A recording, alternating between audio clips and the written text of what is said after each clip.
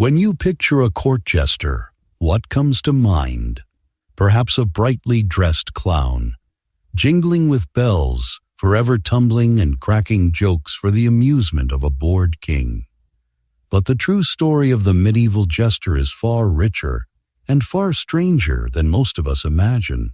Let's step back in time to the echoing halls of medieval castles and the bustling courts of kings and queens. Here the jester was not just a source of laughter, but a trusted confidant, a sharp-witted advisor, and, at times, a brave companion on the battlefield. In a world where speaking truth to power could cost you your head, the jester alone was granted the rare privilege of candor. Jesters were the Swiss Army knives of the royal household. Yes, they entertained with stories, songs, and feats of acrobatics. Some, like the legendary Roland the Farter, whose annual Christmas performance for King Henry II of England ended with a leap, a whistle, and a well-timed fart, became celebrities in their own right. Roland's reward?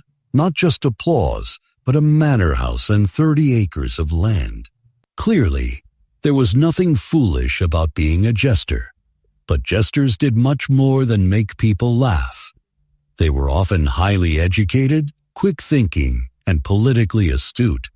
Kings and queens valued their jesters not just for their humor, but for their honesty. In a court full of flatterers, the jester could speak uncomfortable truths, wrapped in the safe disguise of a joke.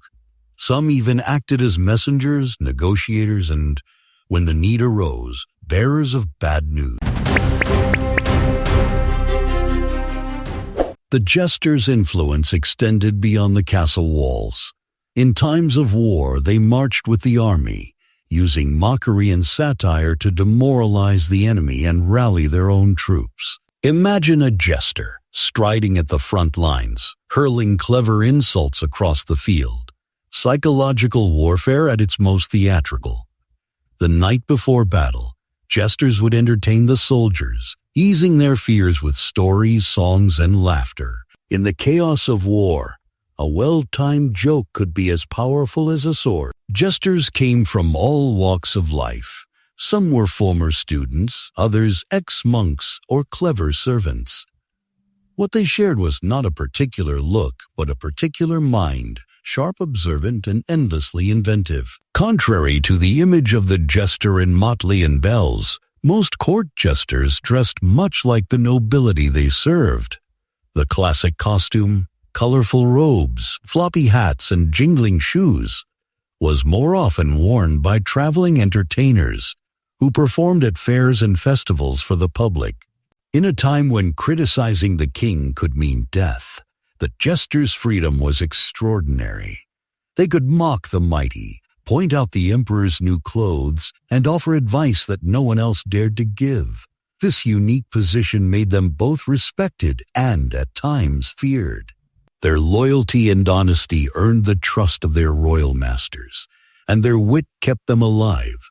But life as a jester was not all feasts and laughter. When the banquets ended, many jesters took on humble tasks, caring for the royal hounds, running errands, or managing supplies for the household and army. Only the most celebrated jesters enjoyed a life of pure performance. Some jesters were so valued that they were given their own coats of arms, a rare honor for someone outside the nobility. In France, the famous jester Triboulet served King Francis of Assisi, and was so skilled at navigating the dangers of court life that he once talked his way out of a death sentence with a perfectly timed joke.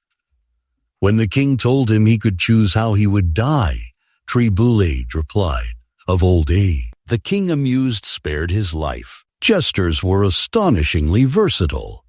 Some could recite epic poems from memory, perform complex acrobatics, or play multiple musical instruments. Others were skilled in mimicry, able to imitate the voices and mannerisms of nobles and foreign dignitaries, often to the delight and sometimes the embarrassment of their audience. In Scotland, the famous jester Archibald Armstrong served both King James VI and King Charles I.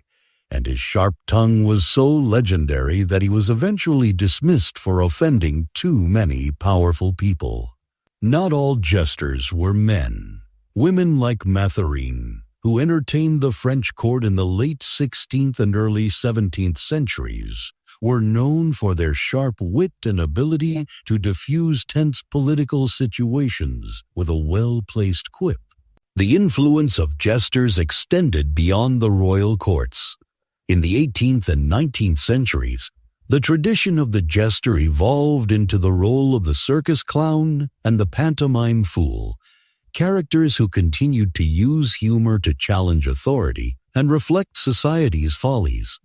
Even today, the archetype of the wise fool appears in literature, film, and television, reminding us that laughter can be a form of wisdom. The jester's cap, with its 3 points and bells, is thought to symbolize the donkey's ears and tail, a playful reminder that even those considered foolish can possess great insight.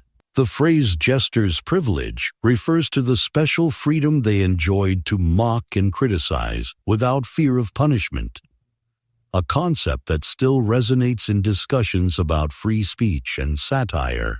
Remarkably, the tradition of the jester is not unique to Europe.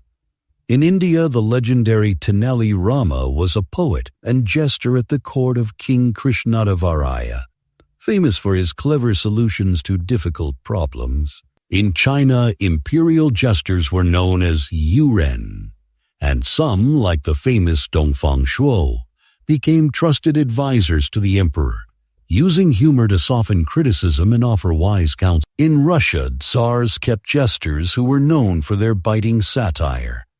And in Scandinavia, sagas tell of fools who could sway the mood of a king or a whole court with a single story or jest. Jesters also played a role in shaping the arts. Their improvisational skills and quick wit influenced the development of theater, especially the tradition of the wise fool in plays and stories. The Italian commedia dell'arte, with its colorful stock characters and slapstick humor, owes much to the spirit of the medieval jester. Even Shakespeare, the greatest playwright of the English language, recognized the unique wisdom of the fool. In his plays, the fool is often the only character who sees the world clearly and dares to speak the truth, whether it's the sharp-tongued fool in King Lear or the clever Fest in Twelfth Night. Through them, Shakespeare reminds us that humor and honesty are not opposites but allies. So, the next time you see a jester in a storybook or a film, remember, behind the painted smile was a mind as sharp as any advisor, a heart as brave as any knight, and a tongue that could speak the truth when no one else dared.